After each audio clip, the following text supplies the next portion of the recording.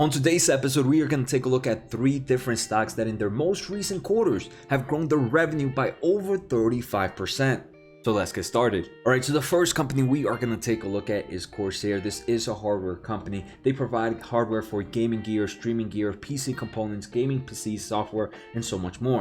You can go to their websites to pretty much see they have headsets, keyboards, audio, microphones, custom cooling fans, anything you need if you are some form of content creator like myself, maybe a gamer, or anybody that just wants to be a casual PC user as well. And like I mentioned earlier in this episode, each company that we're going to take a look at has grown their revenue by over 35% this most recent quarter, and we're going to see they've also been some strong growers. I'm also going to take a look at some things I like about each company so you guys can enjoy the episode. Here at Corsair, we can see 72% year-over-year growth. We can also see their gross profits has increased 104% compared to the same time last year, and their adjusted EBITDA have gone up 197% compared to the same time last year. In the last trailing 12 months, Corsair has launched 84 new products, has shipped over 33 million units, and has made 3 different acquisitions. Right now, Corsair is traded under the Nasdaq as ticker CRSR. From its 52-week high, the stock is down about 39%.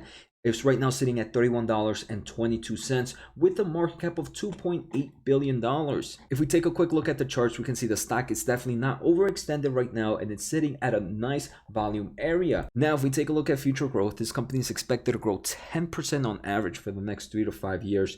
Not the fastest grower, but this is a company that is profitable and it is positive in cash flow from operations. If we take a look at their balance sheet, they have about $234 million in inventory, $121 million in cash, about $295 in debt. Because they are profitable and positive in cash flow from operations, I don't mind if they don't have a strong balance sheet. I wish they had a little bit more cash, but if we add inventory to cash, they have more than that compared to debt. Now, some things I really did enjoy about this company: in the past 3 quarters, they have grown their revenues at strong levels. This most recent quarter, which ended March 31st, was 71%.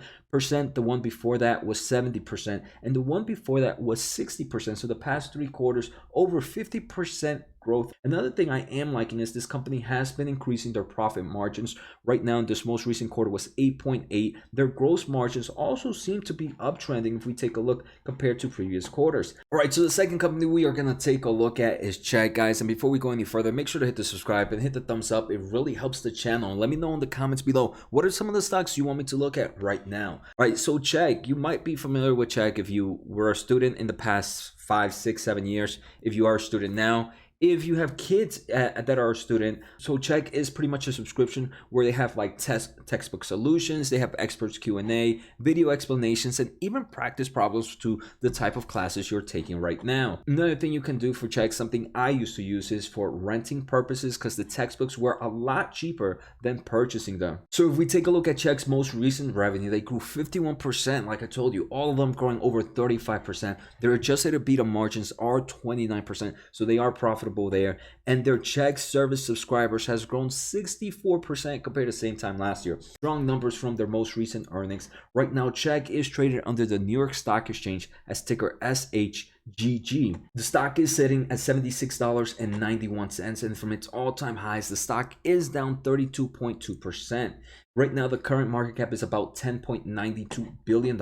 If we take a look at charts, the stock right now is definitely not overextended from its short-term moving averages, and it's also sitting at a nice volume area. Chegg is expected to grow 17.5% on average for the next 2 to 5 years. The company is not GAAP profitable right now, but they are super positive cash flow from operations, and we're going to take a quick look at those strong margins it has in a bit. If we take a look at their balance sheet, they have about $1.9 billion in cash and about $1.7 billion in debt. Again, this is another company where I wish their balance sheet was a bit stronger, but we're going to see the amount of cash flow this company is pulling in right now can kind of help us overlook that. If we take a look at their most 4 recent revenues, they've grown some strong levels. 50% here that ended March 31st. The one before that was 63.92, 63.59, and 63%. Again, huge growth in the past 4 quarters. If we take a look at operating cash flow margins, if we're taking a look at trailing 12 months, it's 34.74%. This is the reason I'm okay if they don't have a strong balance sheet, is because of the amount of money they make from their everyday operations. The final company we're going to take a look at is Okta, and this is is one that has recently taken a big hit after earnings. But before, let's take a quick listen to today's sponsor. I want to thank The Motley Fool for sponsoring this video. The Motley Fool is a company that provides investing insight and stock recommendations for investors of all skill sets and risk levels. You guys know I love finding new investing tools and resources to help me scout out new growth stocks. And right now I have a discount for one of my favorite services the Fool offers. Through the Motley Fool Stock Advisor services, you get access to a ton of expert stock picks. Every month you'll get 2 new picks that are aimed at growing your wealth and to help you realize your financial goals. Stock Advisor's average stock picks have done amazing returns. If growing your money is something you'd like to do more of this year, you can visit fool.com/Jose Najarro or click on the link below for access to my special offer and decide if the stock advisor is right for you. Thanks again to the Motley Fool, and now onto today's video. So Okta is the authentication platform identity for the internet. Pretty sure if you guys are working from home or maybe you've been a freelancer, you probably use Okta for either some form of application, maybe for your work. I would be surprised if you are some form of tech savvy person and have not used Okta at the moment. So Okta, if we take a look at their most recent revenues, they grew total revenue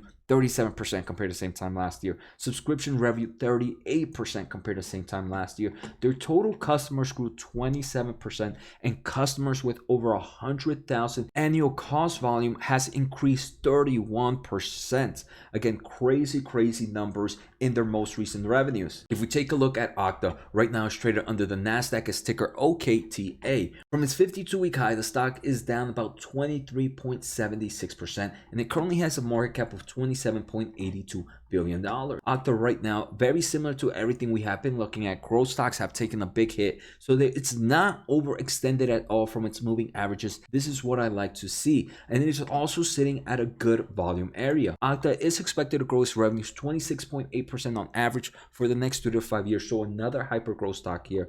The company is not profitable in GAAP earnings right now, but they are super positive in cash flow from operations. If we take a look at their balance sheet, they have about $2.7 billion in cash and $1.8 billion in debt. This is the strong balance sheet I would like to see. Obviously, I would like to see less debt, but the amount of cash they have and they are positive in cash flow from operations can help me overlook that. If we take a look at their most recent revenue, like I mentioned, 37.27% this most recent quarter, 40 the one before that, 42 the one before that one, and 42.69 the one before that. So historically a strong revenue grower.